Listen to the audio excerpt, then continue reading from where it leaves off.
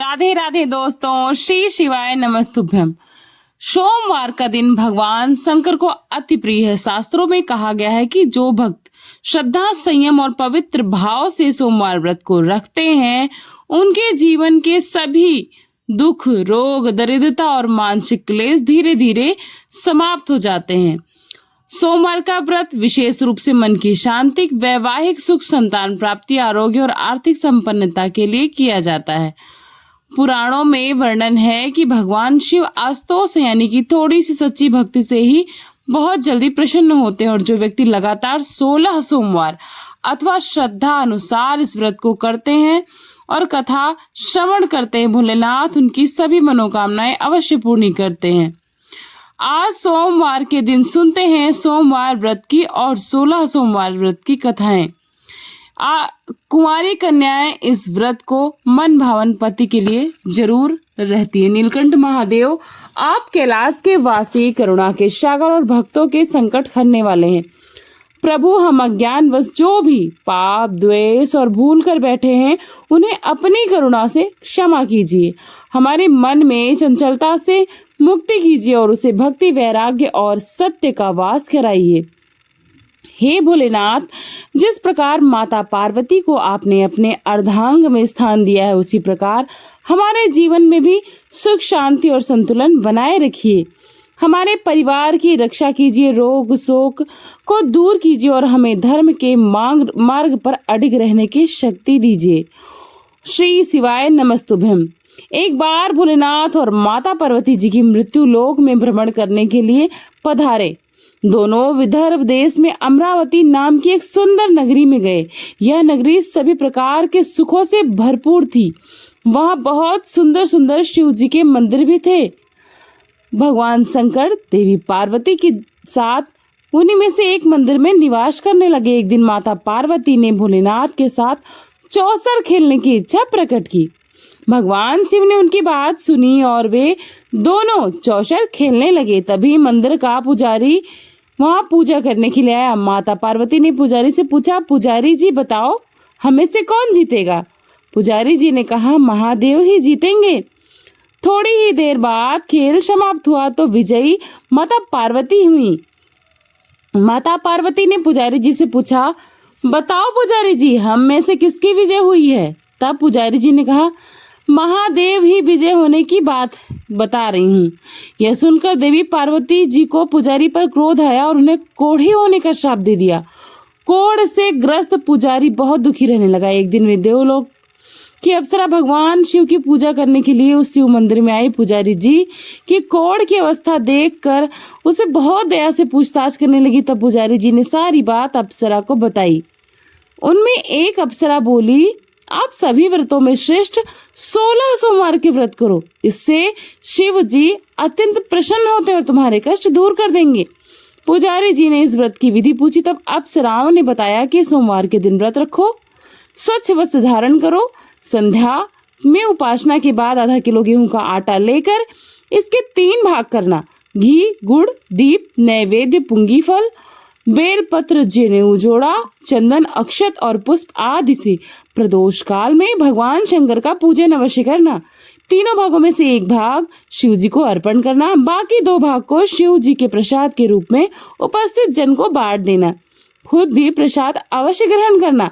इस तरह 16 सोमवार का व्रत करो। 17वां सोमवार को पाव भर की पवित्र आटे की बाटी बनाओ, उसमें घी और गुड़ मिलाकर चूरमा बनाओ, शिव जी को भोग लगाकर उपस्थित भक्तों में बांट दो। इसके बाद परिवार सहित प्रसाद को अवश्य ग्रहण करो, तो इससे तुम्हारे सभी मनोरथ पूर्ण हो जाएंगे। ऐसी बताकर बातें अप्सराएं चली गईं। पुजारी जी ने अप्सराओं की बताई विधि के अनुसार 16 सोमवार के व्रत किए, जिसके पुण्य प्रताप से भगवान शिव की कृपा और माता पार्वती की दया से पुजारी जी को कोढ़ मुक्त हुआ और आनंद से रहने लगे। कुछ समय बाद भगवान शिव और देवी पार्वती जी वापस उसी मंदिर में आए। देवी पार्वती ने पुजारी जी को निरोगी देखकर पूछा कि पुजारी जी, आपको कोढ़ से मुक्ति कैसे मिली? तब पुजारी जी ने 16 सोमवार व्रत की महिमा बताई। फिर पार्वती जी ने खुद भी 16 सोमवार का व्रत रखने की प्रतिज्ञा की, क्योंकि जो उनके रुष्ट पुत्र थे कार्तिकेय जी। उनके रूठे पुत्र कार्तिकेय जी देवी पार्वती जी के आज्ञाकारी हो गए। कार्तिकेय जी ने जब माता से पूछा कि माता आपने ऐसा क्या किया जिससे मेरा हृदय परिवर्तन हो गया, तब देवी पार्वती ने 16 सोमवार की कथा उन्हें भी सुनाई। कार्तिकेय जी ने अपने विशेष मित्र से जो कहीं खो गया था उससे मिलने की कामना में 16 सोमवार के व्रत किए, तो उनका खोया हुआ मित्र उन्हें जल्दी ही मिल गया। मित्र ने इस आकस्मिक मिलन का कारण पूछा तो कार्तिकेय जी ने उन्हें 16 सोमवार का व्रत करना बताया। मित्र ने व्रत की विधि विधान पूछी और स्वयं के विवाह की मनोकामना से 16 सोमवार के व्रत धारण किए। इसके बाद कार्तिकेय जी का मित्र एक स्वयंवर सभा में गया तो वहां की राजकुमारी ने आकर्षित होकर उसके गले में वरमाला डाल दी और उसे अपना पति स्वीकार कर लिया। तब राजा ने बहुत सारा धन और सामान देकर उसको भेजा वहां से। अब वे दोनों सुखपूर्वक रहने लगे। जब 16 सोमवार के व्रत का उसकी पत्नी को पता लगा तो उसने पुत्र प्राप्ति की कामना से 16 सोमवार के व्रत किए। उसके कुछ समय बाद एक अति सुंदर, सुशील और बुद्धिमान पुत्र उसे प्राप्त हुआ। जब वह बड़ा हुआ तो उसने अपनी माँ से 16 सोमवार के व्रत की गाथा सुनी। तब उसने भी राज अधिकार प्राप्त करने के लिए 16 सोमवार के व्रत प्रारंभ किए। एक राजा को अपनी कन्या के लिए योग्य पुरुष की खोज करनी थी। राजा ने अपनी कन्या का विवाह उस सर्वगुण संपन्न पुरुष से कर दिया। राजा के कोई पुत्र नहीं था तो उसने अपने दामाद की योग्यता देखकर उसे राजा बना दिया। राजा बनने के बाद भी वह 16 सोमवार के व्रत करता रहा। 17वां सोमवार आने पर उसने अपनी पत्नी से शिव जी की पूजा के लिए मंदिर चलने को कहा तो उसने दासियों से कहकर पूजा की सामग्री भिजवा दी, लेकिन खुद नहीं गई। अब इधर राजा ने शिव जी की पूजा समाप्त की तो आकाशवाणी हुई, हे राजा, अपनी रानी को राजमहल से निकाल दो, नहीं तो सर्वनाश हो जाएगा। राज दरबार में आकर सभासदों से विचार विमर्श किया और सर्वनाश के भय से रानी को राजमहल से निकाल दिया गया। अपने दुर्भाग्य को कोसती हुई रानी नगर से बाहर चली गई। दुखी मन से चलते हुए वे एक गांव में जा पहुंची। वहां पर एक बूढ़ी माई थी जो सूत बेचा करती थी। बूढ़ी माई ने दया करके रानी को अपने साथ सूत बेचने के लिए रख लिया।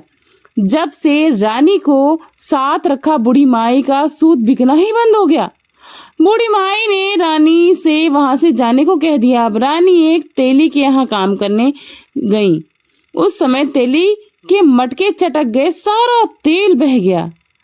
तेली ने भी उन्हें भगा दिया। दुखी होकर रानी एक नदी के पास गई तो नदी का सारा जल ही सूख गया। वह एक पेड़ के नीचे बैठी तो पेड़ के सारे पत्ते सूखकर गिर गए। आसपास के लोगों को जब यह सब कुछ देखा तो उसे पकड़कर मंदिर के पुजारी गोसाई जी के पास ले गए। गोसाई जी देखते ही जान गए यह कोई विधि की मारी कुलीन स्त्री है। गोसाई जी ने रानी से कहा वह उनके आश्रम में उनकी पुत्री की तरह रह सकती है। अब रानी आश्रम में रहने लगी। रानी भोजन बनाती थी तो उसमें कीड़े पड़ जाते थे। पानी भरकर लाती थी तो वह गंदा हो जाता था। अब तो गोसाई जी ने एक दिन दुखी होकर उनसे पूछा कि बेटी, तुम्हारी यह दशा कैसे हुई? यह किस देवता का कोप है? तब रानी ने शिव जी की पूजा में न जाने वाली बात गोसाई जी को बताई। तब गोसाई जी बोले, पुत्री, तुम 16 सोमवार का व्रत करो, इससे तुम अपने सभी कष्टों से मुक्ति पा सकती हो। गोसाई जी की बात मानकर रानी ने 16 सोमवार के व्रत किए। 17वें सोमवार के दिन विधि विधान से शिव जी की पूजा भी की। पूजन के प्रभाव से राजा को इधर महल में रानी की याद सताने लगी और रानी को ढूंढने के लिए उन्होंने चारों दिशाओं में अपने दूत भेज दिए। रानी की खोज में घूमते घूमते दूत गोसाई जी के आश्रम में भी पहुंच गए। राजा को खबर लगी तो राजा रानी को लेकर आश्रम पहुंच गए। गोसाई जी से बोला, यह मेरी पत्नी है। शिव जी के क्रोध के कारण मैंने इन्हें महल से निकाल दिया था। अब जब शिव जी का प्रकोप शांत हो चुका है तो इसे मेरे साथ जाने की आज्ञा दे दीजिए। गोसाई जी ने रानी को राजा के साथ जाने की आज्ञा दे दी। रानी बहुत प्रसन्न हुई और राजा और रानी के आने की खुशी में नगरवासियों ने खूब सजावट की, मंगल गीत गाए। पंडितों ने मंत्र आदि गाकर स्वागत भी किया। इस तरह धूमधाम से रानी का महल में प्रवेश हुआ। राजा ने ब्राह्मणों को दान आदि दिए, याचकों को धन धान्य भी दिया। जगह जगह भूखे लोगों को भोजन खिलाने के लिए भंडारे खुलवाए। राजा रानी 16 सोमवार के व्रत करते हुए शिव जी का विधि विधान से पूजन करते हुए सुखपूर्वक लंबे समय तक जीवन के बाद शिवलोक में पधार गए। इस प्रकार भी मनुष्य मन, वचन और कर्म से भक्ति भाव से 16 सोमवार के व्रत और पूजन विधि विधान से करता है तथा कथा का श्रवण करता है, उसे सभी प्रकार के सुखों को प्राप्त करके अंत में शिवलोक में गमन यानी स्थान मिलता है। यह व्रत सभी मनोरथ पूर्ण करने वाला है। तो आप लोगों से भी विनती करती हूँ कि भगवान जी के जयकारे लगाना कमेंट बॉक्स में बिल्कुल मत भूलिएगा। और ये कथा यहीं समाप्त करती हूँ। आशा करती हूँ आप सभी को कथा पसंद आई होगी तो चैनल को सब्सक्राइब करेगा, वीडियो को लाइक करेगा, फ्रेंड्स एंड फैमिली के साथ शेयर करेगा। कमेंट बॉक्स में हर हर महादेव लिखना बिल्कुल भी मत भूलिएगा। मिलती हूँ नए अध्याय के साथ नए वीडियो में। तब तक के लिए अपना खूब सारा ख्याल रखिएगा। थैंक्स फॉर वॉचिंग पूर्णिमा के शुभ ब्लॉग। नमस्ते, प्रणाम, बाय बाय, राधे राधे।